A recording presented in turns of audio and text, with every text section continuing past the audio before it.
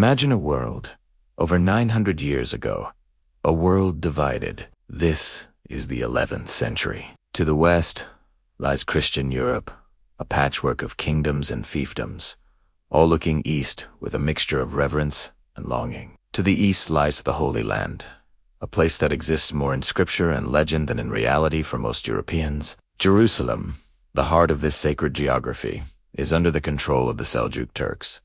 For Christians, pilgrimage to these holy sites was a cornerstone of their faith. But now, that journey was becoming increasingly dangerous. In the year 1095, at the Council of Clermont in France, a moment arrived that would alter the course of history forever. Pope Urban II, a charismatic and powerful figure, stepped before a massive crowd of clergy and nobles. He spoke of the plight of Christians in the East and the desecration of holy sites. His sermon was more than just a speech. It was a call to arms. He urged the knights of Christendom to stop fighting amongst themselves and instead turn their swords towards a common enemy, to reclaim the Holy Land for their faith. He promised remission of sins for all who undertook this holy quest. This wasn't just a plea, it was the spark that would ignite the First Crusade. The response was electrifying, far exceeding even the Pope's expectations. A cry of Deus Vult, God wills it, erupted from the crowd and echoed across Europe. This was not a war in the traditional sense, planned and executed by kings and their armies. It was a mass movement, a tidal wave of humanity.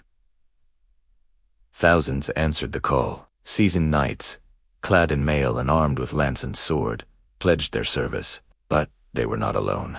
Alongside them marched peasants, farmers who traded their plows for makeshift weapons, and artisans who left their workshops. Entire familias, including women and children, joined the pilgrimage, swept up in a wave of religious fervor. Many sold all their possessions to finance the journey, believing they were embarking on the ultimate act of devotion. Two distinct waves of this movement began to form. The first, known as the People's Crusade, was a chaotic and poorly organized mass led by charismatic preachers like Peter the Hermit. Driven by pure faith but lacking discipline and military experience, they set off early, leaving a trail of destruction as they plundered their way across Eastern Europe. Their journey was a tragic prelude to the main event. When they finally reached Anatolia, modern-day Turkey, they were swiftly and brutally annihilated by the skilled Seljuk forces. It was a harsh lesson in the realities of war. The main force, the Princes Crusade, was a different beast altogether.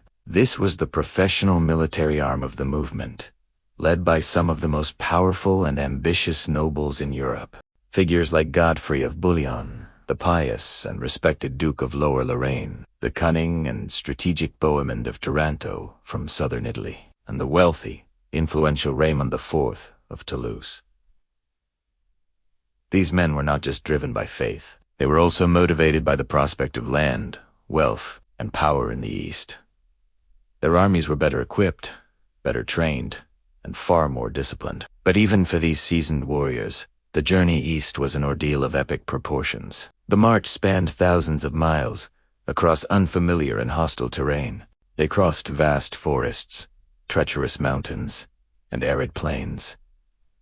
The logistical challenges were immense. Supply lines were non-existent. The Crusaders had to live off the land, foraging and often plundering for food and water. Hunger became a constant, gnawing companion. Starvation weakened the strongest of men, making them vulnerable.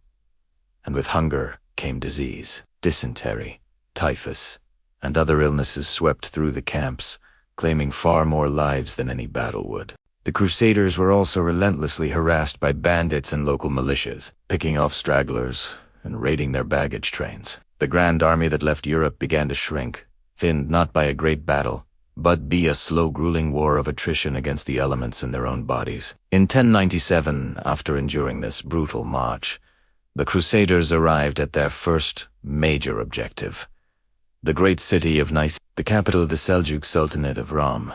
Nicaea was protected by formidable walls and a large lake, making a direct assault nearly impossible. Here, the Crusaders' ingenuity was put to the test. They began a long and difficult siege, but the real breakthrough came through a mix of military pressure and clever diplomacy. The Crusaders, coordinated with their allies, the Byzantine Empire, who secretly negotiated with the city's defenders. One morning, the Crusaders awoke to see the Byzantine flags flying over the city walls. Nicaea had surrendered to the Byzantine emperor, not to them. While it denied them the riches of plunder, the strategic victory was undeniable. It was a major morale boost and signaled to the world that this Crusader army was a force to be reckoned with. Their unstoppable march had truly begun. Following their success at Nicaea, the Crusaders pushed deeper into Anatolia. Their next great challenge was Antioch, a city of legendary strength. It was a sprawling metropolis, protected by massive ancient walls,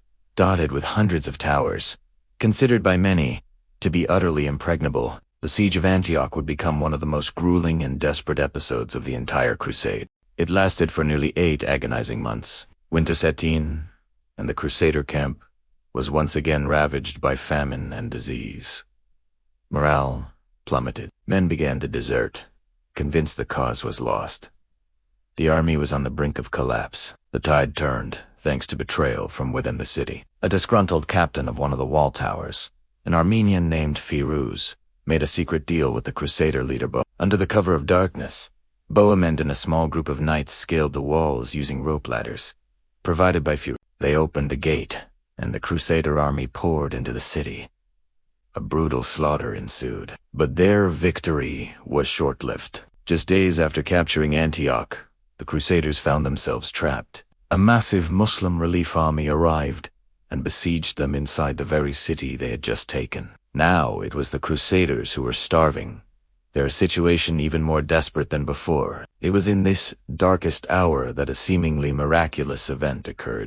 A peasant pilgrim named Peter Bartholomew claimed to have had a vision revealing the location of the Holy Lance, the spear that was said to have pierced the side of Christ on the cross. After some digging in a church, a piece of metal was unearthed. Whether it was a genuine relic or a brilliant piece of psychological warfare, its discovery had an astonishing effect. Believing they now possessed a holy artifact that guaranteed divine favor, the Crusaders' morale soared. Filled with renewed zeal, they sallied out of the city and, against all odds, charged the much larger Muslim army. In a stunning and decisive battle, they shattered the enemy forces. Antioch was secured, but the cost in human life had been staggering. The army was a shadow of its former self, yet its faith was unbreakable. After a long delay to recover and regroup, the remaining Crusaders began the final leg of their journey. In the summer of 1099, they stood before their ultimate prize, the holy city of Jerusalem. Exhausted,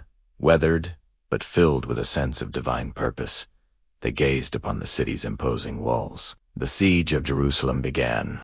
For weeks, the Crusaders launched relentless assaults, but the city's defenders fought back fiercely. The Crusaders lacked siege equipment and, crucially, water. The scorching summer sun beat down on them, and their situation once again grew desperate. The turning point came with the arrival of Genoese ships at the coast, bringing vital supplies and skilled engineers. They constructed 2 massive siege towers. Under a hail of arrows and rocks, the Crusaders pushed these wooden behemoths towards the city walls.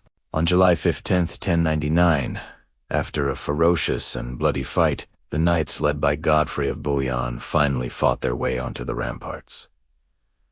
The city's defenses were breached. What followed was a moment of ecstatic triumph that descended into an infamous massacre. Over the next 2 days, the victorious Crusaders, hardened by years of brutal warfare and fueled by religious fury, unleashed a wave of horrific violence upon the city's inhabitants, Muslims and Jews, men, women, and children. The chronicles of the time, written by the Crusaders themselves, describes streets running red with blood. The holy conquest was achieved at an immeasurable human cost. With Jerusalem captured, the primary military objective of the First Crusade was complete. 4 Crusader states were established in the East, creating a Christian foothold in the Holy Land.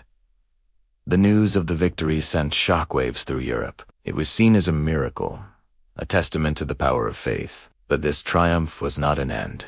It was a beginning. The capture of Jerusalem set the stage for nearly 2 centuries of continuous conflict. It ignited a cycle of war, revenge, and shifting alliances that would reshape the relationship between the Christian West and the Islamic East forever. Europe had finally reached the Holy Land and taken its prize, but the long, bloody, and complex journey of the Crusades was only just beginning. Thank you so much for watching. If you found this journey into the past as fascinating as I did, be sure to like this video and subscribe to our channel for more deep dives into history's most epic stories. See you next time.